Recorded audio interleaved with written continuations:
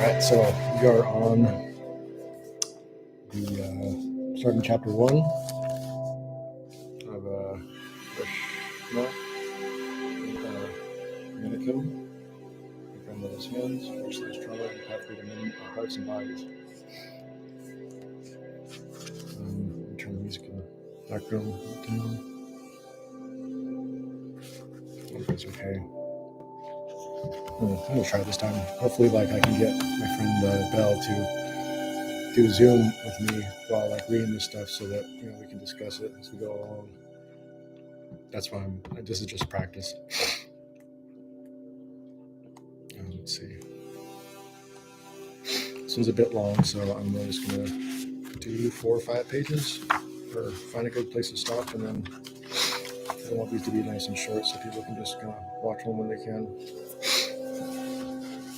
All right, chapter 1, your body and blood. No one ever talks about the moment you found that you were white, or the moment you found that you were black. That's a profound revelation. The minute you find that out, something happens. You have to renegotiate everything. It's by Toni Morrison. I don't know who that is. Let's look him up. There's going to be plenty of times in this where I'm going to seem like an idiot because I don't know everything, but I don't. Oh.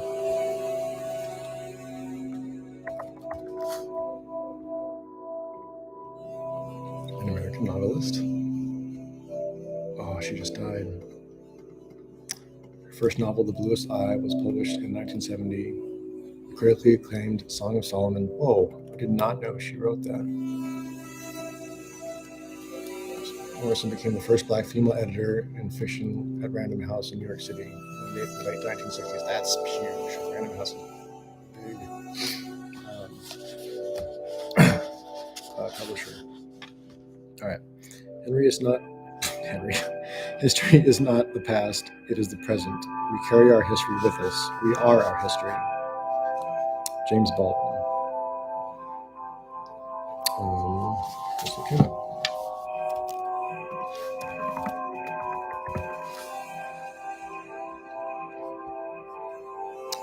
American writer, earned acclaim across various media, including essays, novels, plays, and poems. Born in Harlem in 1924, died at St. Paul de Vince in France. De Vinci. What did he write?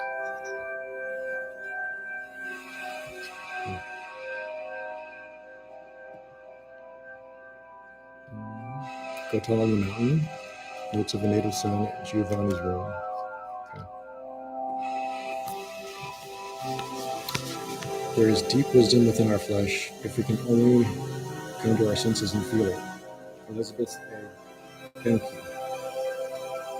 It's one of this one. I'll come back and keep it. Elizabeth A. Benke.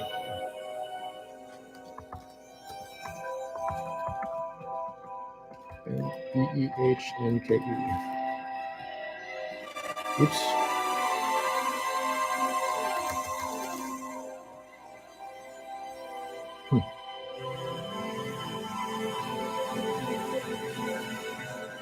Not getting too much. So I'm studying semantics. Let's see if we can find Elizabeth. There it is. Matching semantics.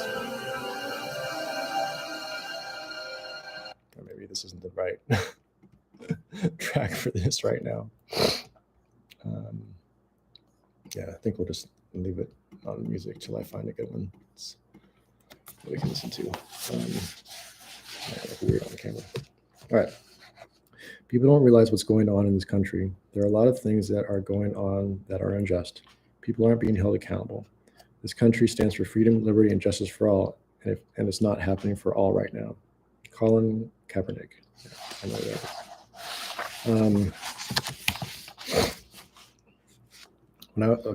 First page. When I was a boy, I used to watch television with my grandmother. I would sit in the middle of the sofa, and she would stretch out over 2 seats, resting her legs in my lap. She often felt pain in her hands, and she'd ask me to rub them in mine. When I did, her fingers would relax, and she'd smile. Sometimes she'd start to hum melodically, and her voice would make a vibration that reminded me of a cat's purr. She wasn't a large woman, but her hands were surprisingly stout, with broad fingers and thick pads below each thumb. One day I asked her, "Grandma, why are your hands like that? They ain't the same as mine." My grandmother turned from the television and looked at me. "Boy," she said slowly, "that's from picking cotton. They've been that way since long before I was your age. I started working in the fields, sharecropping, when I was 4. I didn't understand. I'd helped plant things in the garden a few times, but my own hands were bony and my fingers were narrow. I held up my hands next to her and stared at the difference. She said. "The cotton plant has pointed burrs in it. When you reach your hand in, the burrs rip it up. When I first started picking, my hands were all torn and bloody. When I got older, they got thicker and thicker until I could reach in and pull out the cotton without them bleeding. My grandmother died last year. Sometimes I can still feel her warm, thick hands in mine." We're at 6 minutes. Okay.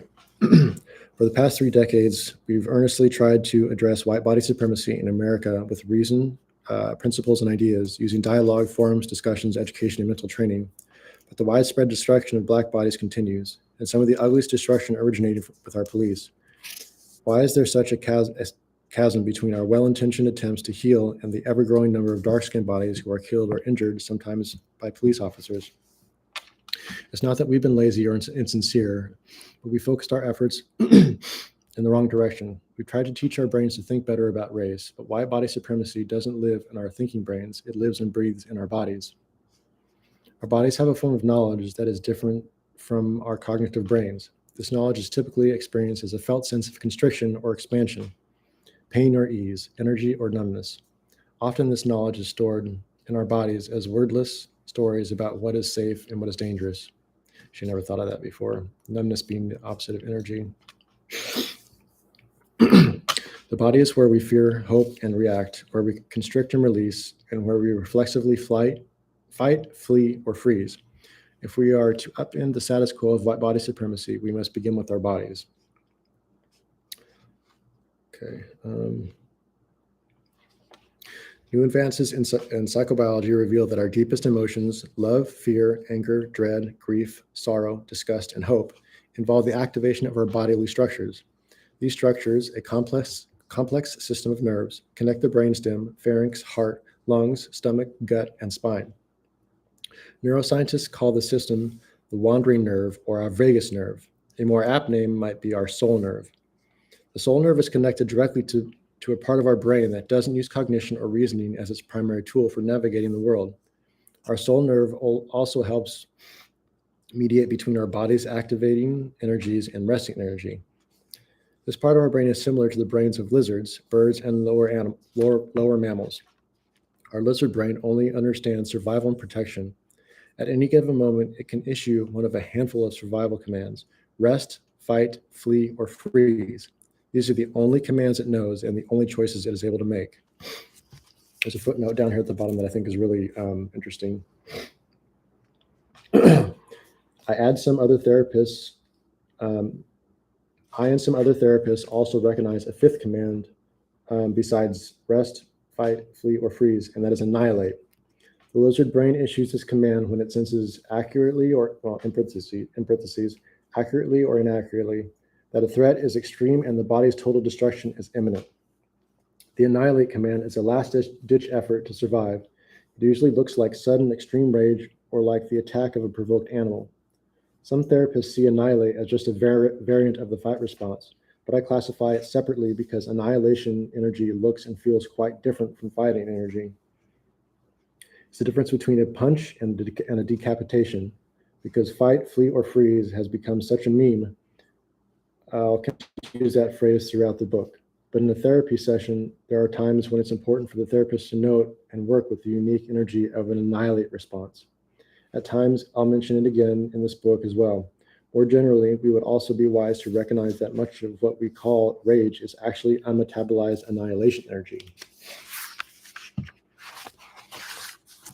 I know that one kind of slow, but it's 10 minutes. Let's keep going. Doesn't seem like a good place to stop. So yeah, we're going to stop right here and to the next episode. I like doing these.